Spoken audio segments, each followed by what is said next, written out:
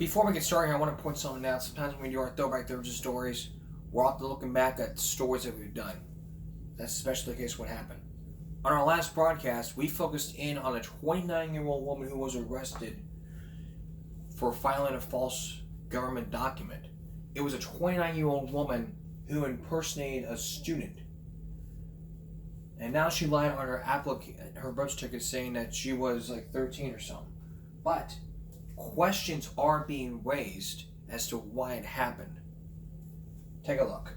I find it kind of weird because why would an old woman be in the school with younger kids? I don't know why. There are close to 2,000 students who attend classes here at New Brunswick High School, but authorities say 29-year-old Hee Jung-shin wasn't one of them, at least not legitimately. She allegedly enrolled in the high school last week, giving the school office a phony birth certificate, and attended classes here for 4 days before school officials caught on to her scheme and ordered her off the property. Throughout the schedule, she was in a few classes and then most time in our guidance suite as we was trying to get more information from her. The superintendent addressing the issue at a recent Board of Education meeting, Dr. Johnson noting that the school district is required by law to admit students provisionally, even if they can't provide full identification, but that the student has to do so within 30 days in order to be eligible to attend school. He says when officials couldn't verify Shin's documentation, she was ordered to leave. The question everyone wants answered is why was she here in the first place? We spoke to several students who believe that her motives were suspicious. I think she really was trying to traffic young women, which I feel like everybody that is hearing about this, they need to really watch out and just be aware of your surroundings. Indeed, the superintendent said the district has directly contacted the parents of any students that she made direct contact with, and he's warning all students who interacted with her to cut off contact immediately. Refrain from having any further contact with her, either remotely or in person. We do applaud our staff members who uncovered this woman's ruse. Now, Hee Jung-shin has been charged with providing a false government document in order to verify her identity. That is a third-degree crime. We'll stay on top of this story and try to bring you more information if we should get it. In New Brunswick, I'm Pat Battle, News 4 New York. And it's just outrageous when someone impersonates a student.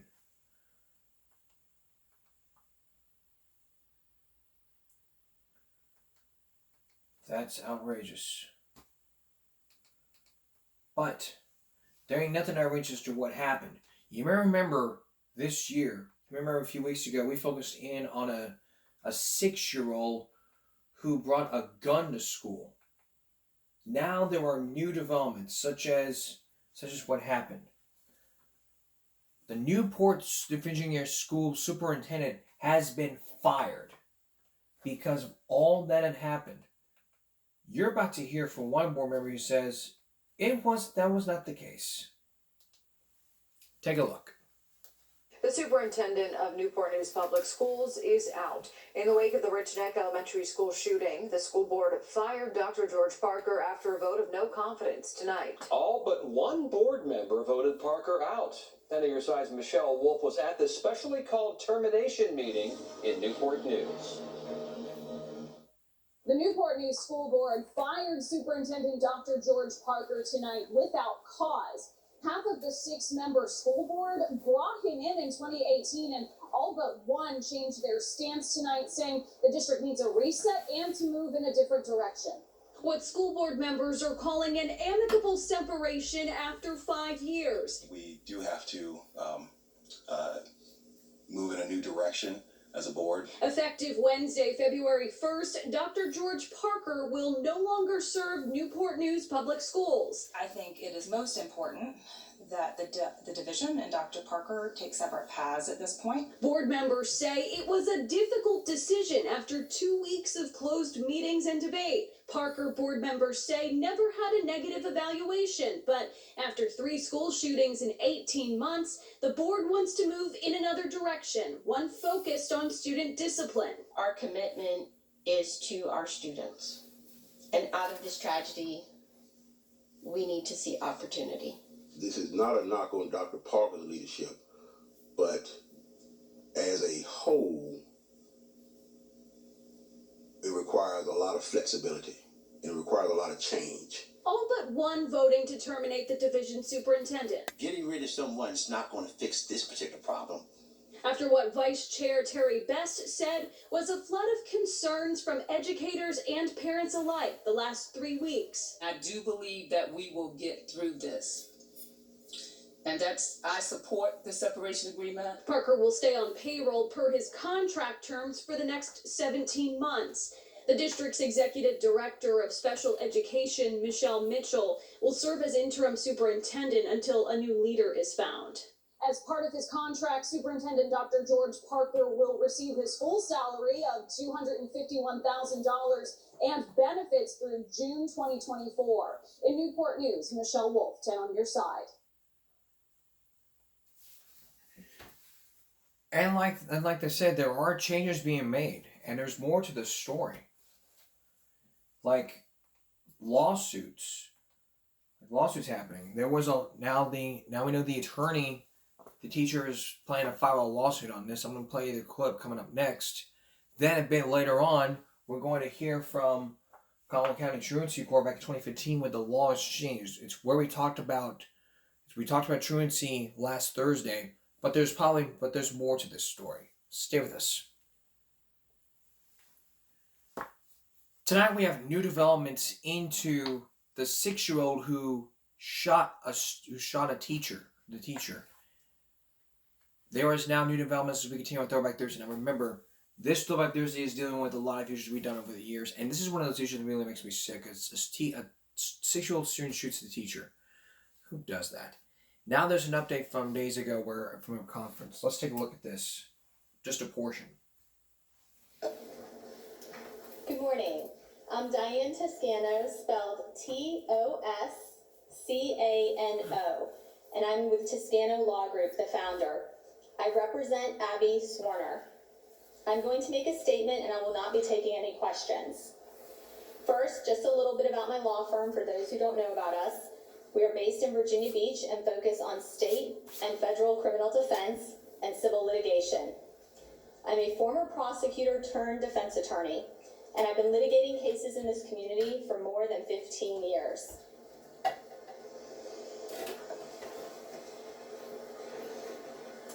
Abby Zorner is the best of us, an optimistic, dedicated, and caring elementary school teacher who endured the unthinkable, being shot purposely by a 6-year-old student in front of her first grade class while teaching. I have been with Abby twice since she left the hospital, and I communicate with her daily. I can report to you that she is home recovering and gaining strength every day. We are grateful for the outpouring of support that Abby has received from teachers, students, and parents in this community and across the country. But the road to full recovery will be long, and as her physical condition improves, the psychological wounds cut deeply and remain fresh, and the psychological scars will be lasting. I admire Abby's courage and her unwavering care for her students, their education, and their health and welfare. And we want to thank all the teachers in Newport News who sacrifice each day and strive to provide a safe and healthy educational environment to their students. We especially want to thank Abby's fellow teachers at Rich Neck Elementary, who unfortunately are living this nightmare along with her. These teachers are selfless. One teacher even went into the classroom after Abby was shot and restrained the shooter until police arrived. See, Abby and these other teachers at Rich Neck Elementary School tried to do the right thing on January 6th, the day of the shooting. On that day, over the course of a few hours, 3 different times, school administration was warned by concerned teachers and employees that the boy had a gun on him at the school and was threatening people. But the administration could not be bothered. This tragedy was entirely preventable if the school administrators responsible for school safety had done their part and taken action when they had knowledge of imminent danger. But instead, they failed to act and Abby was shot. When the first incident of the day happened, at around 11:15 to 11:30 a.m., Abby went to a school administrator, as was protocol, to tell them that the 6-year-old had threatened to beat up another child that same day. But the school administration could not be bothered. They didn't call security, they didn't remove the student from the classroom, the school administration failed to act. Later on, around 12:30 p.m., when another teacher went to a school administrator, as was protocol, and told the administrator that she, the teacher, took it upon herself to search the book bag of the boy that was suspected to have brought the gun to school. The teacher then tells that same administrator that she believes the boy put the gun in his pocket before going outside for recess. But the administration could not be bothered. The administrator downplayed the report from the teacher and the possibility of a gun, saying, and I quote, "Well, he has little pockets." This is outrageous. Given the opportunity to call the police over a report of a potentially armed student, the school administrator failed to act and protect the school. Shortly after 1 p.m., when a third teacher tells administrators of another boy who is crying and fearful, that he bravely confesses to his teacher that the perpetrator showed him the gun at recess and threatened to shoot him if he told anybody. What did administrators do? Did administrators call the police? No. Did administrators lock down the school? No. Did the administrators evacuate the building? No. Did they confront the student? No. When a fourth employee who heard about the danger asked the administrator for permission to search the boy, he was denied. He was told to wait the situation out because the school day was almost over.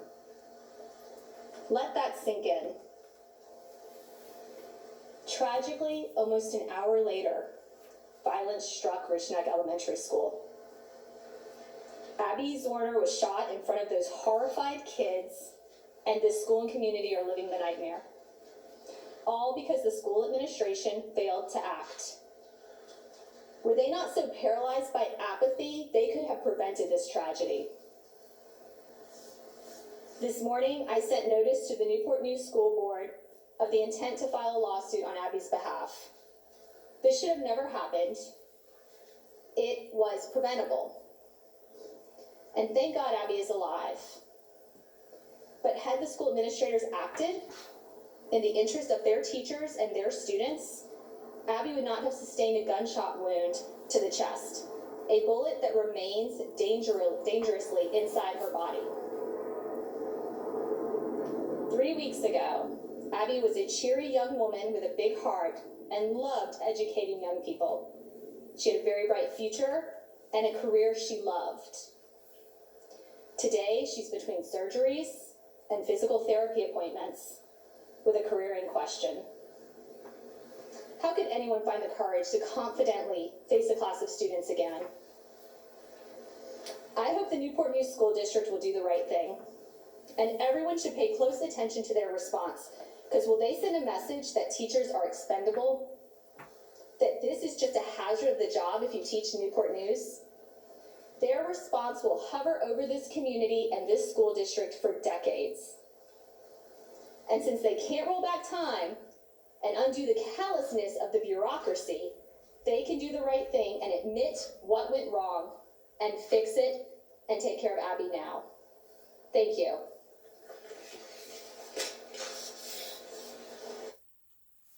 That was part of that was a 7-minute conference. Now, we now know what happened. 4 employees, not 1, not 2, not 3. 4 teachers. 1 went to the administration and said, "Hey, get out of here, we don't want to be bothered." Second person we don't want to be bothered. Third person, we don't want to be bothered. Fourth person, can we search the backpack? The child has tiny pockets. Wait till this after school. They didn't do a damn thing. I'm gonna have my take on this on Friday. Along with the statement from the 6-year-old, the family of the 6-year-old who shot the teacher, they issue a statement. I'm gonna have that for you on Friday. But coming up next, last week we told you about truancy court, but now we're going to hear from the judges, especially one judge from Texas. Stay with us.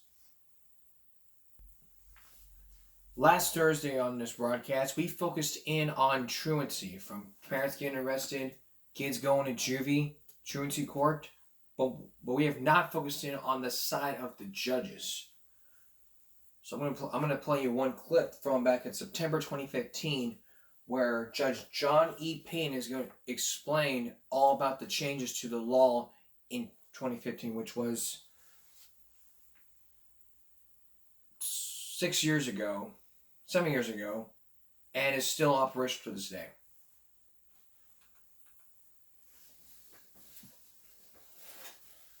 Good afternoon. My name is John Payton, and I am a Justice of the Peace here in Precinct 3, Place 2. If you are in the Allen Independent School District, then this video was made so that you can have better understanding of what the new laws are here in the state of Texas in regards to parent contributing, and now the new law called truant conduct.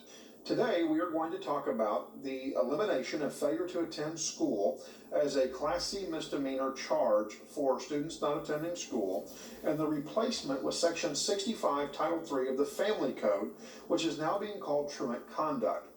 It's been an interesting response that I've received from students when they tell me that they have received their information via text from their friends or on social media in regards to what's gone on with truancy. I've had answers that have been as crazy as there is no more requirement for students to attend school here in Texas, to now you can put us in jail for 2 or 3 years, to all of our cases have to be expunged and we can never be filed on for truancy again, but yet we're required to go to school and the school has to do more. So today my plan is to try and help shed some light on what the new law actually says and give you my interpretation of Section 65, Title 3 of the Family Code. This is all going to be under House Bill 2398. The idea was to eliminate a criminal charge against the child, never to get away from the fact that a child is still required to be in school in the state of Texas. Sadly, and most interestingly, a lot of that is driven by funding. If the federal level doesn't have a requirement for a state to require their children to go to school, then the federal U.S. Department of Education won't fund the state of Texas's Department of Education. And so that requirement is still going to be in place so that the state can receive funding from the federal government to help fund education in the state of Texas. With that being said, failure to attend school charge did go away. In fact, as of September 1st, 2015, all documents, all case files, everything that ever existed in regards to a failure to attend school case has been and is being expunged from the child's record. Now, moving forward from September 1st of 2015, now all the new charges will be called truant conduct. Truant conduct is defined as a child engaging in truant conduct is required to attend school under Section 25.085 of the Education Code and fails to attend school on 10 or more days or parts of days within a 6-month period in the same school year. Truant conduct may be prosecuted only as a civil case in truancy court. Now, interestingly enough, this is still a charge. The allegation is truant conduct. The charge is truant conduct. You will not be entering a plea of guilty, not guilty, or no contest. You will now, if the prosecutor, the state prosecutor that prosecutes criminal cases, finds that the evidence that they have been given by the school district is sufficient, shall file a petition creating the allegations against you called truant conduct. When that petition is filed, that's when the entire process of the adjudication hearing begins. Prior to the adjudication hearing, the school district must enter into truancy prevention measures. Now, the law doesn't say that they have to enter truancy prevention measures if you're going to be uncooperative or if you're not going to show up for your meetings or your hearings. They have to make a good faith effort to make sure that they have tried to implement truancy prevention measures to prevent you from having to come to truancy court, which, by the way, is something that I have preached for 25 years of being on the bench. That's why we provide videos like this, educational videos, to hopefully educate and inform so that you'll make good decisions and not find yourself going into a courtroom. However, under the truancy prevention measures, these are measures that are now required on student cases. As a truancy prevention measure, under subsection A, a school district shall take one or more of the following actions. The majority of the school districts that I have spoken to in Collin County, and really a part of our Collin County truancy uniform policy, most school districts are electing to choose option 1. Number 1, impose a behavior improvement plan on the student that must be signed by an employee of the school that the school district has made a good faith effort to have signed by the student and the student's parent or guardian. That includes a specific description of the behavior that is required or prohibited for the student, the period for which the plan will be effective, not to exceed 45 school days after the date the contract becomes effective.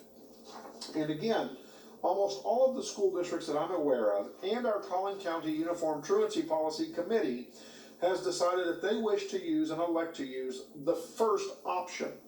So be prepared to have to come into a meeting and sign a BIP, or what I've explained to students and parents, what used to formerly be called an attendance improvement contract, which fortunately all of you who are students in Collin County have probably come across, because most of the school districts here in Collin County have used attendance contracts to help you improve your attendance and hopefully not lose credit in your classes.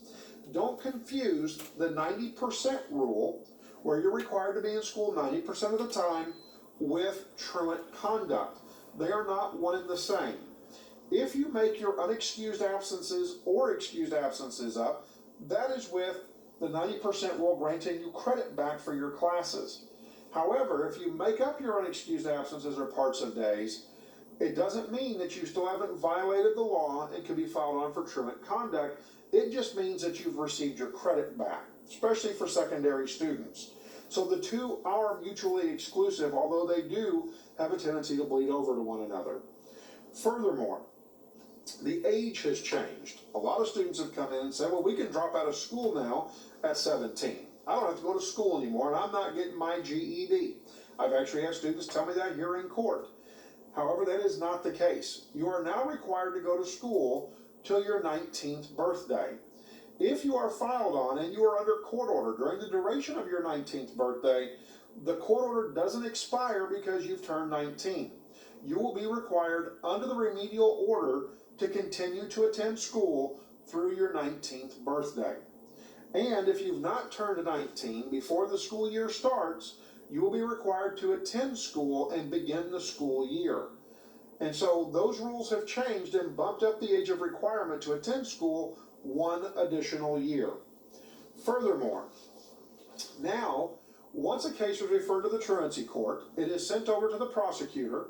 The prosecutor in Collin County will review it within 7 days. If there is a holiday, or if there are other days where there are ice days or weather days, that may be extended by 2 to 3 days. However, under the Collin County Uniform Truancy Policy that we've already discussed in Collin County, every 7 days, a county or city prosecutor will review the petition or the referral made by the school district to the court.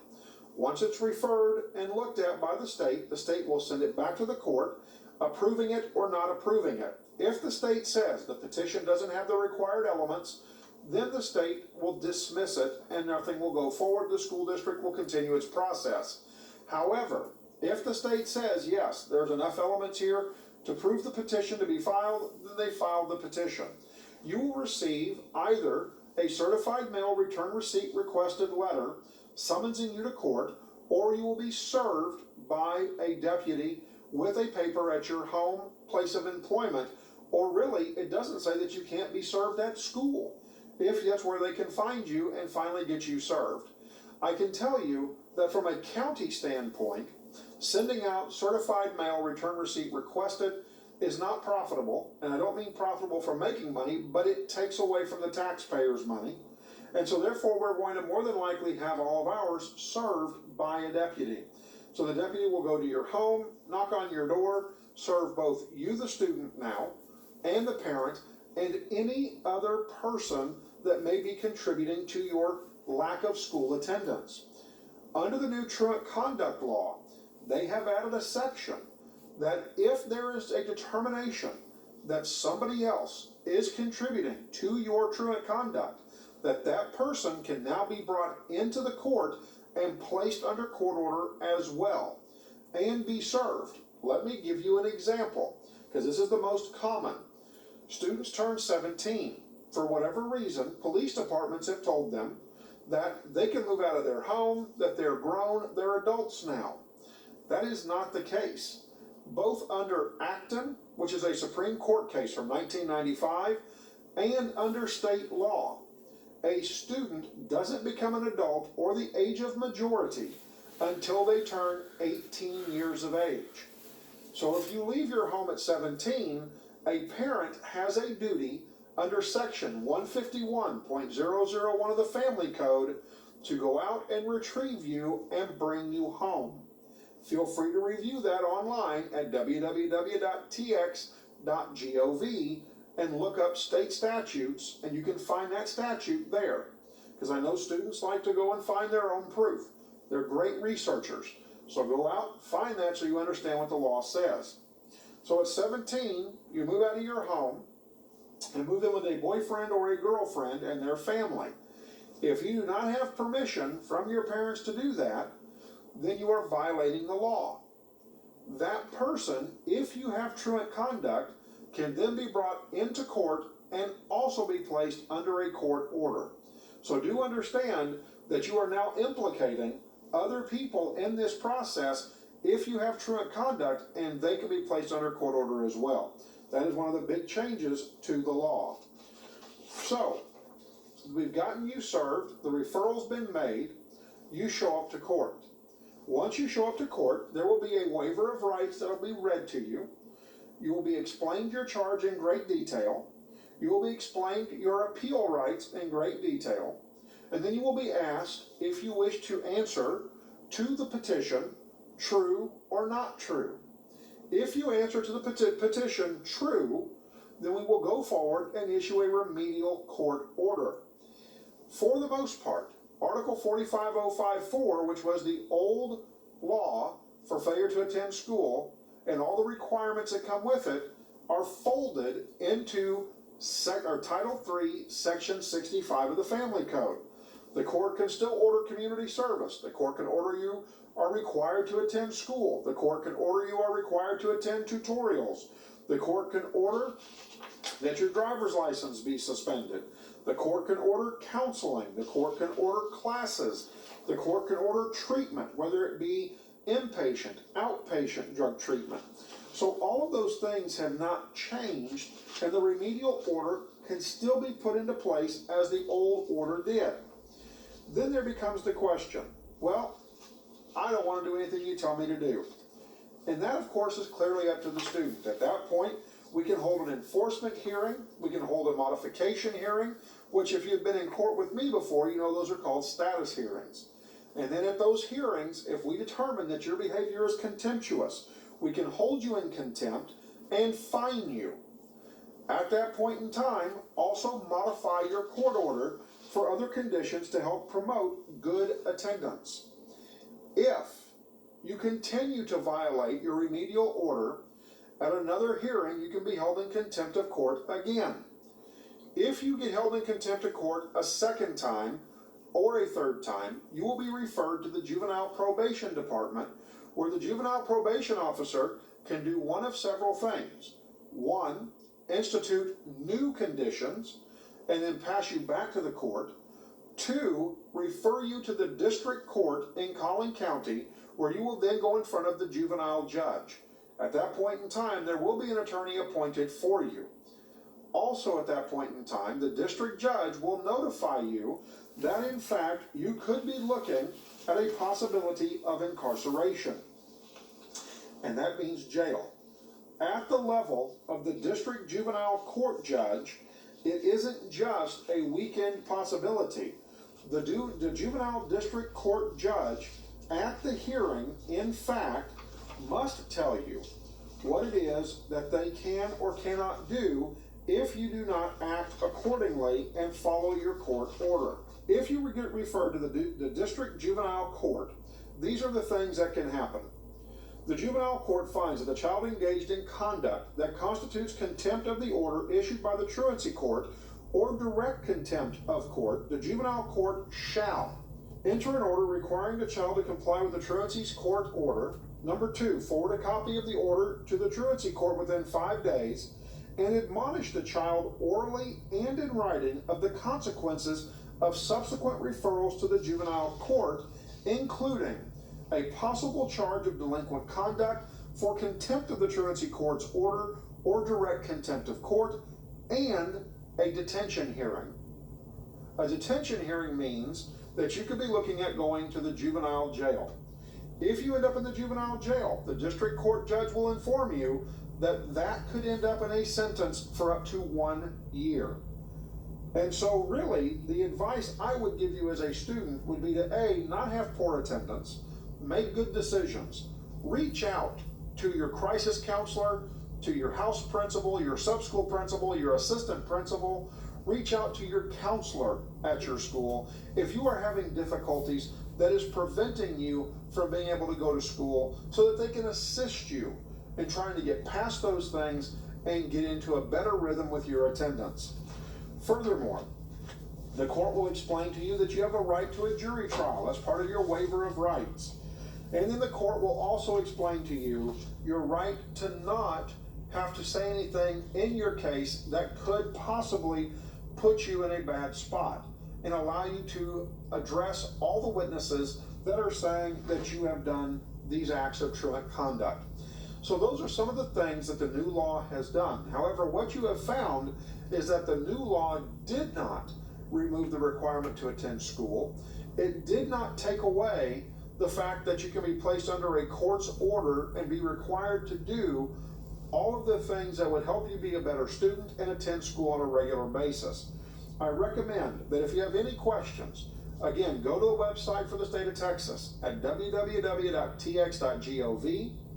type in Texas statutes, look up section 65 of the Family Code under Title III. You want to start on page 30 of the bill, because that's where the bill runs, and that's where it all begins for you. If the court finds that you are not being represented properly, the court will hire for you a guardian ad litem and charge that off to your parents. Well, where that person will advise your parents how to parent you. If the court feels that you're not being represented properly, the court can also hire you an attorney and charge that off to your family as well. The idea that you don't have to do community service anymore is not true. The court can now order that you and your parent do community service as well, up to 50 hours. So these are the things that have changed, and these are now the requirements under the new law called truant conduct. So I do recommend that if you get to 3 unexcused absences in a 4-week period of time, and you have to sit down and go over the BIP with your school, please adhere to those recommendations so that you don't hit 10 unexcused absences or parts of days in a 6-month period of time. If you have any questions, please get with your local school officials, and they'll be more than happy to answer those for you, or feel free to email my court, and we'd be more than happy to set up a meeting to answer any of those questions for you as well. I hope that this is beneficial, and I hope that it has been able to provide you with information that has otherwise been kind of skewed by all the text messaging and social media. Thank you, and I wish you the best of luck in this new school year. Still ahead, that school back in 2017 was sued for violation of freedom of speech rights, a story that we talked about when we talked about rights in our schools. Stay with us. Going back to John E. Payton's video on truancy, there were a bunch of comments that really startled me. Like this one from Anab Cat from 3 years ago. You can't force people to go to school. That's an act of aggression. Eric Glover said, well, it's the law for kids to go to school, and the parents could be going to jail. They don't send their kids to school. Yeah, it's the law, but that doesn't make the right. Plus, you're proving my point that it's not an act of aggression by sending parents to jail compliance. You can't decide for strangers, even when they're little, what you think is right for them, and then make them have it. It's like, oh, you think kids should go to school? Well, it's fine to think that way, but to actually let them go to school is violent. I mean, it's none of their state's business to challenge your educational efforts. They say it's their business, like, oh, we wrote this law over 120 years ago that if you're a kid, you have to go to school. If you don't, well, we have the right to make you go because we're the state. But there's nothing legitimate about that at all. Putting on a badge doesn't mean you get to decide what's right for people and then make them do it. Freedom is not what matters, not your badge. Schools are also a rife with bullying, abuse, as well as indoctrination, so that with also in mind the state really has no business in doing this.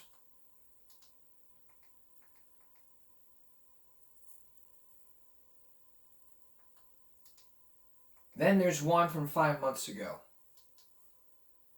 A way to prevent truancy. Methods to get rid of truancy laws. This mainly applies to the U.S. public education since my home country.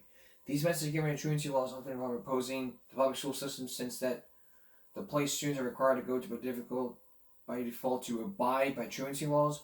Also, truancy laws of public school are strictly linked, since it was formed the intention to indoctrinate students, and to indoctrinate effectively, you need to force people to attend the place to receive indoctrination. Yes, there are other forms of education like private homeschooling which can be done abide by truancy laws, but overall, the state prefers you to attend public school, since it's designed to indoctrinate. Here's what I have so far. 1. Civil disobedience. Probably the biggest way to end the laws. It involves some risk of the student and teacher alike getting reprimanded by the laws, since civil disobedience is inherently illegal. However, not everyone can be caught. Basically, as many people as possible will skip public school or even just walk out of it.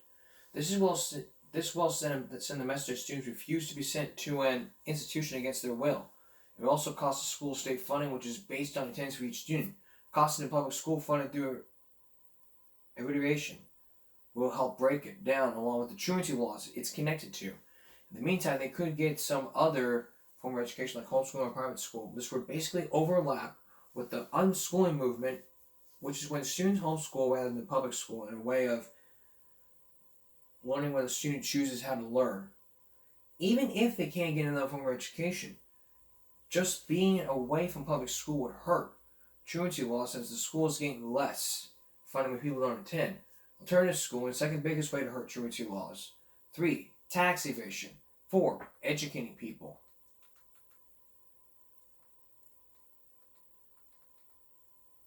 And the ANCAP has a lot of things from 5 months ago, and I replied basically saying this. That's a fact. But if you hurt truancy laws and or hurt the requirement to go to school law, what happens is juvenile delinquency will go up, and attendance will go down. When kids don't go to school, they're not sitting home watching TV and hanging out with friends playing video games. They're out there breaking into houses, committing crimes, and doing drugs, and drinking alcohol. That's the whole point. If we get rid of the requirement to go to school, this half right here will want to go to school. The other half would be not going to school. They'd be out there not playing not just sitting home playing video games or playing basketball. They're outside breaking into houses, committing crimes, doing drugs, etc. But studies have shown that the first offense, the juvenile delinquency, always starts at kids quitting class. That's number 1. Then it goes to things like shoplifting, assault, stealing, and possession of drugs. So I got a message for Mr. the ANCAP. You're dead wrong. You're half right, but you're wrong. If we get rid of those laws, the kids out there are going to go commit crimes.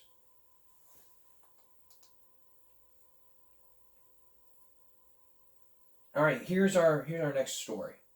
You may remember. I think it was a few seasons ago. We focused in on parents and students who sued a charter school violating their First Amendment rights. Well, in that story, that's when we focused in on students' rights at school. And in that story, people like those comments on Facebook were then suspended. This was all from a charter school. Take a look at this.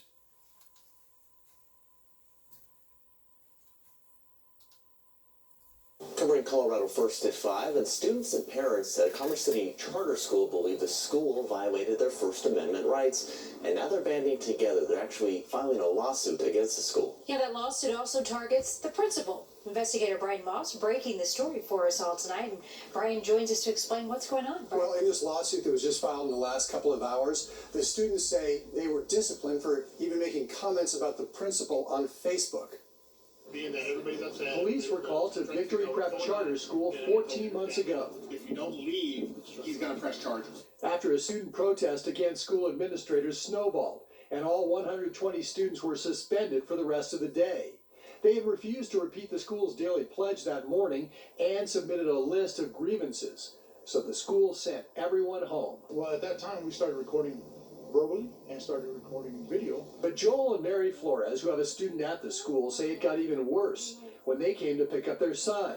They owned this Spanish-language newspaper, so documented what happened. 2 days after the protest, they published this front-page article.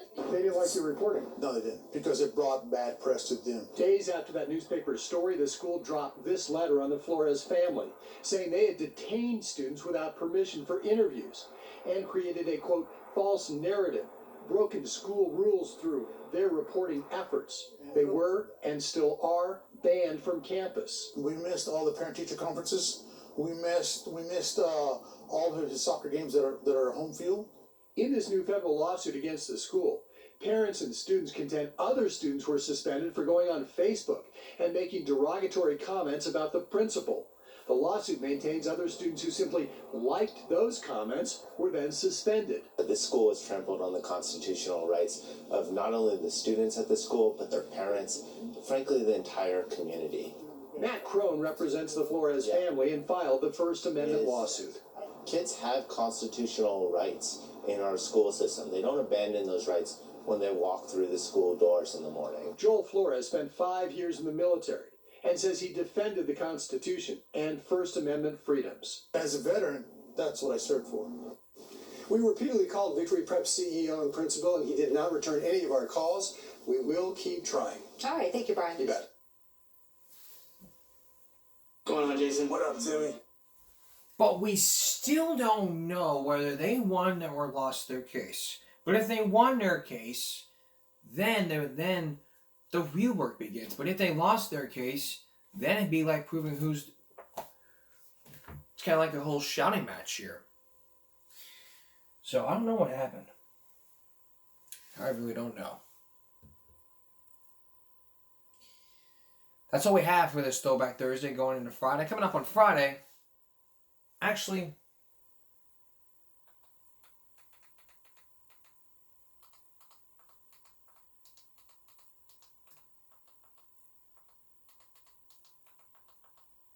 While I'm besides what I'm going to show you, we're also going to update you on Friday what I've just told you about tonight.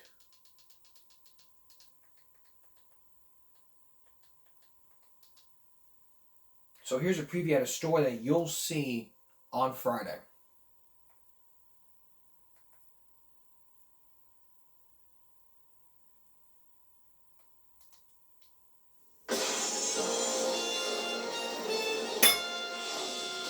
Meet the kids next door,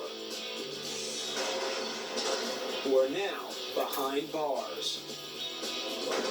I assaulted someone with a knife. Baby-faced kids with adult-sized rap sheets. Call it brat camp in the extreme, except this one's got separation cells and kids under constant surveillance. For the first time, cameras have been let in. Tonight, you'll see a private world of sexuality, That's the thing here. I'm gay for this day. That's the motto here. Well, your pregnancy kind of off limits now. No. Shane, who loves you? I don't know. Do you love him? No. And a secret so painful, she can barely say it out loud. I'm not gonna tell you, so I might as well just give up on trying to guess. But in the strangest of places, you'll also see hope. I want to make something out of myself. Tonight, an update. Where they are now. The lost children behind bars. That's on Friday and Saturday. And that's Throwback Thursday. We'll see you again next Thursday. And we'll also see you tomorrow for Give Me a Break Friday. For all of us here at YouTube, have a good night.